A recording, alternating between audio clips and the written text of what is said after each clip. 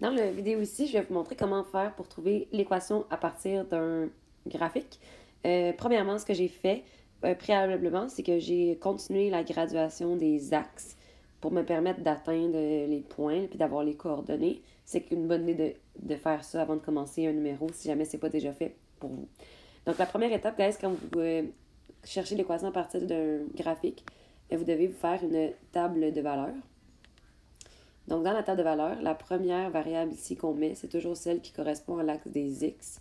Donc, ça serait M ici et V pour la deuxième colonne. Après ça, ce que vous allez aller faire, c'est que vous allez choisir 3 points dans votre plan cartésien que vous allez venir inscrire dans votre table de valeurs. Ce que je vous conseille de faire toujours, c'est de prendre le point qui est la valeur initiale. La valeur initiale, je vous rappelle que c'est le point qui est sur l'axe des Y. Donc, je vais prendre ce point-là et ce point-là, les 3 points que j'ai mis en bleu. Donc, le premier point qui est ici, sa coordonnée en X donc, ou en M, eh bien, c'est 0. Et en V, c'est 15. Donc, j'ai un point à 0, 15. Le deuxième point qui est là, donc, sa coordonnée en M, c'est 2. Et sa coordonnée en V, c'est 25. Évidemment, je vais aller me choisir un troisième point qui va être celui-là. Donc, sa coordonnée en premier, c'est 4 pour être ensuite 35. Et à partir de votre table de valeurs, si vous avez écouté le vidéo précédent, vous devriez être capable de continuer par vous-même. Sinon, je vais faire avec vous. Je ne sais pas si je peux tasser ça ici. Ouais, excellent. Donc, la deuxième étape, ça va être d'aller trouver la régularité. La régularité, on fait ça à partir de la table de valeurs. C'est remplacé par la lettre A. C'est toujours la différence des V sur la différence des M, parce que ça va être... En fait, c'est pas toujours V et M, mais ce que je veux dire, c'est que c'est toujours la différence de la deuxième variable divisée par la différence de la première. Donc, c'est toujours delta V. Dans ce cas-ci, en fait, delta V sur delta M. Ce qu'on va aller faire ici, c'est qu'on va aller voir les bons. Qu'est-ce qui se passe au niveau des bons?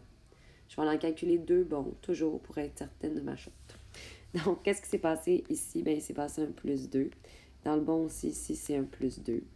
Ici, c'est un plus 10. Et même chose de ce côté-là, plus 10. Ça veut dire que ce que je dois faire, c'est que je dois diviser le bon des V par le bon des M. Donc, le bon des V, c'est 10 divisé par 2. Même chose encore une fois, 10 divisé par 2 pour le deuxième. Puisque la deuxième division était pareille, vous n'êtes pas obligé de l'écrire. Parfois, elle est différente. À ce moment-là, vous l'écrivez. 10 divisé par 2, ça donne 5. Ça veut dire que ma régularité, c'est 5. Ma troisième étape, ce que je vais aller faire, c'est que je vais aller trouver la valeur initiale. Normalement, dans une table de valeurs, ce que tu ferais, c'est que tu ferais la démarche au long. Sauf que ici, quand tu as un graphique, tu as un raccourci. Parce que tu peux souvent voir la valeur initiale. La valeur initiale, c'est le point qui est sur l'axe des Y. Donc ici, j'ai un point. Il est à quelle hauteur ce point-là? Il est à la hauteur 15. Ça veut dire que ma valeur initiale, qui est remplacée par la lettre B, c'est 15. Par contre, je vais aller justifier. Comment ça se fait que j'ai le droit d'aller dire que c'est 15 directement? Donc, vous allez justifier que vous avez trouvé ça dans le graphique.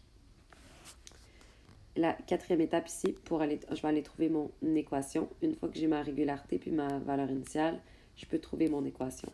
Mon équation, dans le fond, c'est toujours la deuxième variable. Donc, ici, c'est V, qui est égale à la régularité, donc ici c'est 5, multiplié par la première variable qui est M, et ensuite de ça, j'ajoute la valeur initiale plus 15.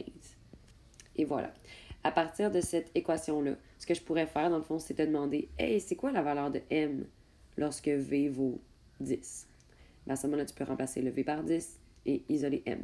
Je pourrais te demander la même chose en disant, hey, c'est quoi la valeur de, je sais pas moi, V, lorsque M vaut 15, ben, je pourrais remplacer le M par 15 et faire le calcul pour trouver V.